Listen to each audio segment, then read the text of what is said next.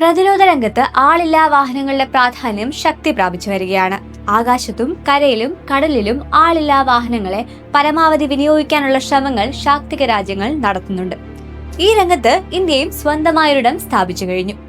ആളില്ല യുദ്ധവിമാനങ്ങൾ, ആളില്ല റോബോട്ടിക് ലാൻഡ് വെഹിക്കിളുകൾ, ആളില്ല ആക്രമണ ബോട്ടുകൾ, ആളില്ല അന്തർവാഹിനികൾ എന്നിവയുടെ വികസനവും ഗവേഷണവും പ്രതിരോധ ഗവേഷണ സ്ഥാപനങ്ങൾ ദ്രുതഗതിയിൽ മുന്നോട്ട് കൊണ്ടുപോവുകയാണ്. ഇതിന്റെ ഭാഗമായി നാവികസേനയ്ക്ക് വേണ്ടി രഹസ്യ നിരീക്ഷണം, വിവരശേഖരണം, അന്തർവാഹിനികളെ കണ്ടെത്തി നശിപ്പിക്കൽ, കടലിൽ യുദ്ധക്കപ്പലുകളെയും അന്തർവാഹിനികളെയും തകർക്കാൻ മൈനുകൾ സ്ഥാപിക്കൽ എന്നിവയ്ക്കായി ആളില്ല അന്തർവാഹിനികൾ വികസിപ്പിക്കാനുള്ള പദ്ധതിക്ക് പ്രതിരോധ മന്ത്രാലയം അനുമതി നൽകിയിരിക്കുന്നു.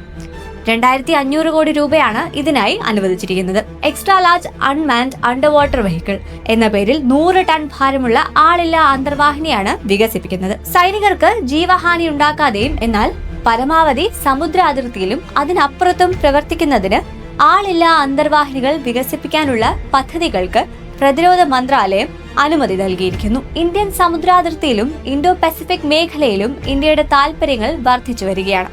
ഇതിനുതകുന്ന തരത്തിൽ നാവികശേഷി വർദ്ധിപ്പിക്കുകയാണ് ഇന്ത്യ. ആളില്ലാ നാവികയാനങ്ങളുടെ കാര്യത്തിൽ നാവികസേനയ്ക്ക് വ്യക്തമായ ചില പദ്ധതികളുണ്ട്. ഇതിലൊന്നാണ് 500 ടൺ ഭാരമുള്ള ഭീമൻ അന്തർവാഹിനി. നിലവിൽ വികസിപ്പിക്കാനൊരുങ്ങുന്ന 100 ടൺ ഭാരമുള്ള അന്തർവാഹിനി പ്രധാനമായും ഉദ്ദേശിക്കുന്നത് സൈനിക ദൗത്യങ്ങൾക്കായുള്ള വിവരശേഖരണമാണ്.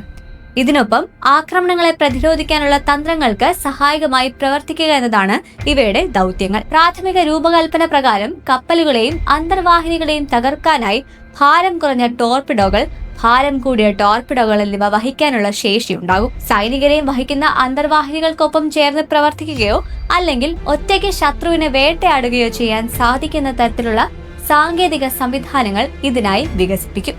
ഈ ഭീമൻ ആളില്ലാ അന്തർവാഹിനി ശത്രുവിന്റെ സോണാർ നിരീക്ഷണങ്ങളെ കബളിപ്പിക്കാൻ സഹായിക്കുന്ന സ്റ്റെൽത്ത് സവിശേഷതകൾ ഉൾക്കൊള്ളിച്ച് കൂടുതൽ ദൂരത്തിൽ സഞ്ചരിക്കാൻ സാധിക്കുമെന്നാണ് നിലവിലെ ഉദ്ദേശം. നിർമ്മിത ബുദ്ധിയുടെ സഹായത്തോടെയാവും ഇവ പ്രവർത്തിക്കുകയും തീരുമാനമെടുക്കുകയും ചെയ്യുക.